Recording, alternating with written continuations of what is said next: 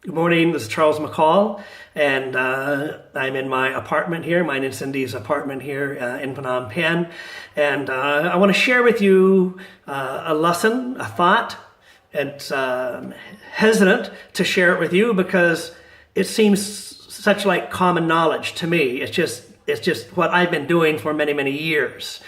But if you remember the verse in 2 Timothy chapter 2, verse 2, where the Apostle Paul says to Timothy, his son in the faith, all that you've heard from me and seen from me in the presence of many witnesses, look for faithful men and women that you can teach them and they can teach others.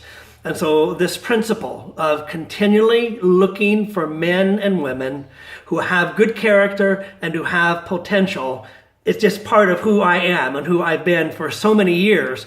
But it is a key to growing your church.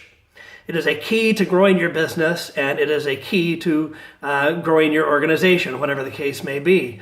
And so if you as a pastor, you only meet with the average Christian and spend 80% of your time with the average Christian, preaching, showing the way, counseling, solving problems, your church will probably grow. But if you start spending time with key leaders, and this becomes your priority, so you switch. And so now you're spending 80% of your time with key leaders, training them and encouraging them, your ministry will multiply. This is the key. It is a major key to church growth. The pastor must seek out leaders. As I've said in a previous lesson, our radar must be active continually looking for potential leaders. This is how I live.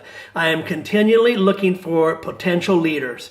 I'm calling them, I'm meeting together with them, I'm checking their character, I'm checking their faithfulness, the two qualities, character and faithfulness, and then I start spending time with them. I have a cell group.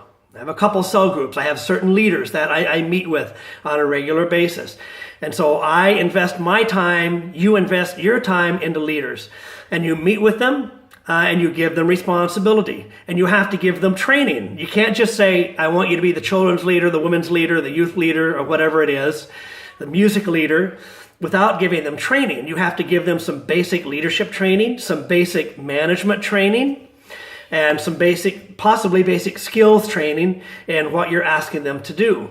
And if you lack the ability to give them that kind of training, then you must find someone else to do that on your behalf. You call someone else in and they meet with you and they help train you and they help train your helpers or your leaders as well. And you meet with them for at least once a month. You must meet at least once a month. You meet with your top leaders and you do three things. You let them report to you. So how's this ministry going? How's this ministry going? They report numbers, they report any problems, they report growth, and they report their plans for the next few months. Every ministry should have plans for at least the next 3 months or 6 months. A year is better. And so you meet with them and you listen to each one of their reports, and then you evaluate. You as the senior leader, you evaluate. Okay, this is good, this is good. I think we need to change this. I think we're getting a little off course here. I need to remind you of our foundations. I need to remind you of what our overall ministry goals are. And so you listen, and then you evaluate, and then you teach them a leadership lesson. You take a lesson from your own, from any other leader. John Maxwell has tons of material out.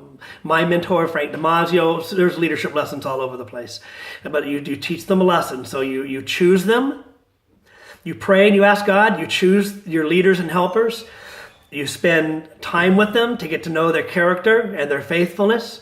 You provide training for them in leadership, basic management, and the ministry that they're involved in. And then at least once a month, you meet with them. And so you meet with leaders, and you will probably meet with them on an individual basis as well.